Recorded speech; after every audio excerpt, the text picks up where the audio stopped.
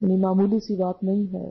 اسی لیے اگر کوئی مرنے والا اپنی لا علمی یا جہالت کی بنا پر کوئی ایسی غلط بات کر جائے، مراد اس سے یہ ہے کہ جو شخص وصیت کرنے والے سے کسی گناہ یا کسی طرف میلان کا اندیشہ رکھے تو اسے کیا کرنا چاہیے؟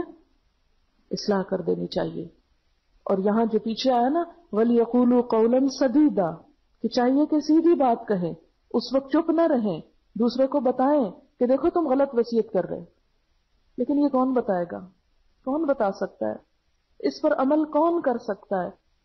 وہی کرے گا جس کو اس اللہ کی کتاب اور حکم کا پتہ ہوگا. کتنے لوگوں کو پتہ ہے؟ اگر پتہ ہوتا تو کیا ہمارے معاشرے میں وراثت کے معاملے میں اتنی بے ضابطگی، اتنا ظلم اور اتنی حق تلفی ہوتی، اور خصوصاً عورتوں کے ساتھ جو ہو رہی ہے، بیٹیوں کے ساتھ جو ہوتی ہے ہمارے مسلمان معاشرے کے اندر. اتنے شدید اللہ کے احکام ہیں اور اس کے باوجود ہم آنکھیں بند کر کے صرف اپنے دنیاوی فائدے کے لیے یا اپنے پیچھے والوں کے دنیاوی فائدے کے لیے اپنی آخرت برباد کرتے ہیں. بعض اوقات آپ دیکھیں کہ یہ کام کرنے والی بھی عورتیں ہوتی ہیں. افسوس کے ساتھ یہ کہنا پڑتا ہے. یعنی باپ کی ڈیتھ ہو گئی، ماں بیٹوں کے ساتھ مل جاتی ہے اور بیٹیوں سے کیا کہتی ہے کہ تم لکھ دو بھائی کو حصہ، زبردستی لکھوا لیا جاتا ہے. یا بعض اوقات وہ ایک جذباتی کیفیت ہوتی ہے، کیونکہ عورت جذبات سے زیادہ مغلوب ہو جاتی ہے. غم کے موقع پر، دکھ کے موقع پر وہ دیکھتی ہے کہ باپ فوت ہو گیا تو کہتی ہے ہم نے کیا لینا، ہم اس گھر سے کچھ نہیں لیتے، ہمیں کچھ نہیں چاہیے. تو اس لیے حکم کیا ہے کہ پہلے تم دے دو جس کا حصہ ہے، پھر اس کے بعد وہ واپس کسی کو تحفہ دیتا ہے تو دے. لیکن اگر ایسا ہو جائے تو پھر آپ دیکھیں کہ لینے کے بعد کون کون واپس آ کے بھائیوں کو تحفہ دیتا ہے؟ کوئی بھی نہیں دے گا. لیکن اسی لیے اوروں تک تو ہماری پہنچ نہیں، جو آپ ہمارے سامنے بیٹھے ہیں یا جو لوگ بھی اس بات کو سن رہے ہیں انہیں تو کم از کم اپنی آخرت کی فکر کرنی چاہیے اور ظلم کے کسی مشورے میں بھی شریک نہیں ہونا چاہیے اور کسی معاملے میں رائے یا ووٹ بھی نہیں دینا چاہیے کہ ہاں ٹھیک ہے ماں آپ کر لیں جو کریں، ہم تو کچھ نہیں کہتے. نہیں، یہ انتہائی مشکل وقت ہوتا ہے، انتہائی مشکل، جب سب کے اوپر ایک جذباتی کیفیت بھی ہوتی ہے اور کوئی اس وقت پوری طرح بات سمجھ بھی نہیں رہا ہوتا اور انسان فوراً فیصلے کر کے کہتا ہے اور بعد میں انہی فیصلوں پہ پچھتاتا ہے اور پھر کہتا ہے میں نے غلط کیا. اور جب دے کے کسی کو ایک دفعہ چیز پھر یہ کہنا کہ میں نے غلط دی، اجر بھی گیا، ثواب بھی گیا. تو اس لیے اس وقت اتنے فیاض نہ بنے اور کچھ نہیں تو خاموش رہیں. جب وہ جذباتی کیفیت، غم اور اندوہ کی کیفیت ختم ہو جائے، پھر ہوش و حواس میں سارے آ جائیں، پھر آپ اس وقت بتائیں کہ ہاں اب واقعی آپ کو ضرورت نہیں ہے کچھ لینے کی یا آپ لکھ کے دے رہے ہیں. اسی لیے آپ دیکھیں غیر مدار میں یہ چیز پھر آ جائے گی کہ اس جذباتی کیفیت سے فائدہ اٹھاتے ہوئے گھر کے مرد حضرات جو ہیں ان کا اثر کم ہوتا ہے ان پہ. اس وقت آپ کسی بھی قریب کی موت میں دیکھیں، مجھے یہ سب کچھ اپنے والد کی ڈیتھ کے موقع پر دیکھنے کا موقع ملا کہ اس وقت میرا حال تو اتنا تھا کہ میں ایک تنکا اٹھانے کے قابل بھی نہیں تھی. لیکن میرے بھائی آگے بڑھے اور انہوں نے چارپائی اٹھائی اور لے گئے اور جا کے اپنے ہاتھوں سے دفن کیا. تو میں واپس آئے پوچھتی تھی کیسے تم نے کر لیا، تمہاری ہمت کیسے ہوئی؟ تو اس وقت مجھے یہ حکمت سمجھ آئی کہ اللہ تعالیٰ نے عورتوں کو قبرستان جانے سے کیوں منع کیا یا پسندیدہ نہیں ہے ان کے لیے، خصوصاً جنازے کے ساتھ جانے سے بھی منع کیا گیا ہے. اس لیے کہ شاید ہم خود بھی ساتھ ہی گر جائیں اور لیٹ جائیں کہ ہم بھی یہی مر رہے ہیں، کیونکہ اتنی شدید جذباتی کیفیت ہوتی ہے.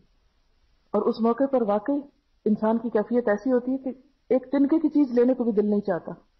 جب اتنی پیاری چیزیں چھن جائیں تو مال کی طرف کس کی توجہ ہوتی ہے؟ لیکن عموماً یہ ہوتا ہے کہ اس موقع پر بھی مرد حضرات جو ہیں وہ اپنے ہوش و حواس میں ہوتے ہیں اور عموماً بزنس مائنڈڈ ہوتے ہیں اور حق حصے کی بہت اس وقت بھی جمع تفریق ہو رہی ہوتی ہے اور اس موقع سے فائدہ اٹھا کے وہ لڑکیوں سے کوشش کرتے ہیں کہ سب کچھ لکھوا لیا جائے. ایسے موقع پر کسی کا بھی حق بات کرنا ایک بہت بڑا جہاد ہے اس معاشرے کے اندر، کیونکہ سارا خاندان ناراض ہو جائے گا آپ سے اور کہیں گے دیکھو وہ مرنے والا مر گیا اور اب اس کو مال کی پڑی. بڑا آسان ہے الزام دینا، اس وقت لوگ الزام دے دیتے ہیں اور انسان کہتا ہے کہ لو میں سب کی نظر میں اچھا بن جاؤں، میں کوئی الزام نہیں لیتا، اس لیے یا تو غلط کام میں شریک ہو جاؤں یا اس کی ہاں میں ہاں ملاؤں. ایسے تمام مواقع پر صرف خاموشی اختیار کرنی چاہیے. اور کوئی ظلم کر رہا ہو کسی کے حق میں تو اگر آپ نے اشارے سے بھی کہہ دیا نا ہاں ٹھیک ہے تو آپ بھی ساتھ شریک ہو جائیں گے، کیونکہ ظالم کی مدد اگر انسان اشارے کنائے سے بھی کرتا ہے تو وہ بھی ظلم میں شریک ہوتا ہے. تو ہمیں اپنے معاشرے کے اس طریقے کو بدلنا ہوگا، اور اس میں عورت کا بھی ایکول کردار ہے، اور ایسے مواقع پر بہت جذباتی ہونے کی بجائے صبر سے کام لے کر، اور کچھ نہیں تو صرف خاموش. اور اس کا یہ مطلب بھی نہیں کہ آپ اس موقع پہ تقریریں شروع کر دیں یا فساد شروع کر دیں یا قرآن کھول کے بیٹھ جائیں اور ایک وراثت پہ درس دینے لگ جائیں، یا کوئی بدتمیزی اور بد اخلاقی کریں، یا کسی پہ فتوے لگائیں، یا جہنم کے فتوے سنائیں کہ فلانا یہ کہہ گیا تو اب اس کی تو بخشش کوئی نہیں. ایسی تمام باتوں سے بھی اعتراض کریں، بچیں، اور اس کیفیت کو گزر جانے دیں. اور اس کے بعد جب آپ سے کوئی مشورہ کرے تو آپ مشورہ دیں، بغیر مشورے کے مت بولیں. اور اگر کوئی ظلم کر رہا ہو تو احسن طریقے سے اسے ظلم سے روکیں. اور باقی یہ جو جمع تفریق ہے، حساب کتاب، یہ عموماً عورتوں کا کمزوری ہوتا ہے، تو وہاں بیٹھ کے آپ کاپی کاغذ لے کے یہ تو تقسیم کرنے سے رہیں گے، اس لیے اس معاملے میں زیادہ فکر مند نہ ہو. اب دیکھیں بہت سی جائیدادیں اس لیے بھی تقسیم ہونے سے رہ جاتی ہیں کہ کچھ جانتے ہی نہیں کہ تقسیم کرنی کیسے، اور پھر نسل در نسل ایسے ہی بغیر تقسیم کے چلتی جاتی ہے، اور پھر ایسے ایسے جھگڑے فساد کا سبب بنتی کہ قتل و غارت شروع ہو جاتی ہے. تو یہ تمام اس سے متعلقہ پہلو وہ جس میں ہم کوئی رول پلے کر سکتے ہیں تو اسے کرنا چاہیے، اور جو ہمارے بس سے باہر ہو اور حساب میں ہم غلطی کرتے ہوں تو پھر ہمیں اس سے بچ کے رہنا چاہیے کہ نیکی کماتے کماتے گناہ لازم نہ کر لیں. ہمارے معاشرے میں عموماً ایک اور ٹرینڈ بھی بہت ہے کہ لوگ چھوٹتے ہی کہتے ہیں، اگر آپ کسی کو بتائیں آپ قرآن پڑھنا تو کہ اچھا اسلام میں تو عورت کو آدھا حصہ دیا گیا ہے اور اس کے ساتھ بڑا ظلم کیا گیا اور عورت کی کوئی حیثیت نہیں. یعنی چند گنے چنے پوائنٹ جو لوگ پکڑ کے بیٹھے ہوتے ہیں اسلام کو ڈیگریڈ کرنے کے لیے، اس میں سے ایک یہ بھی ہے کہ عورت کا تو حصہ وراثت میں آدھا ہے. حالانکہ آپ خود دیکھ رہے ہیں کہ 2 مواقع ایسے ہیں کہ جہاں مرد اور عورت میں کوئی فرق نہیں، اور اگر کہیں پر آدھا ہے تو آپ کو پتا ہونا چاہیے کہ وہاں آدھا بھی کیوں، اور اگر اس کو یہاں سے نہیں مل رہا تو دوسری طرف کہاں سے دلوایا گیا. ایک محفل میں بہت سالوں کی بات ہے مجھے جانے کا اتفاق ہوا جہاں کچھ سیشن تھا جس میں ایک اسکالر کو بلایا گیا تھا اور باقی خواتین اپنے سوال جواب کر رہی تھی. اس میں بہت تضحیق آمیز اور تمسخر کے انداز میں سوال کیے جا رہے تھے، اور کچھ کمنٹس بھی تھے کہ ٹھیک ہے اگر عورت کی جائیداد میں حصہ آدھا ہے یا اس کا حصہ مرد کے مقابلے میں آدھا، تو نمازیں بھی آپ آدھی کر دیجئے، اور ان کے روزے بھی آدھے کر دیجئے، اور ان کے فلانی چیز بھی آدھی کر دیجئے.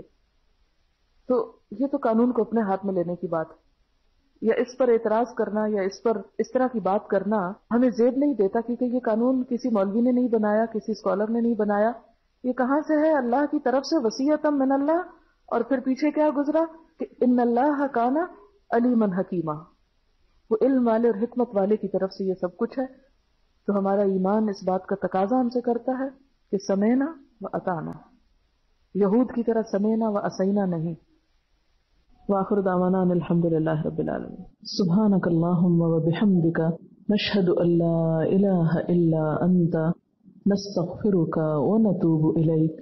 والسلام علیکم ورحمۃ اللہ وبرکاتہ.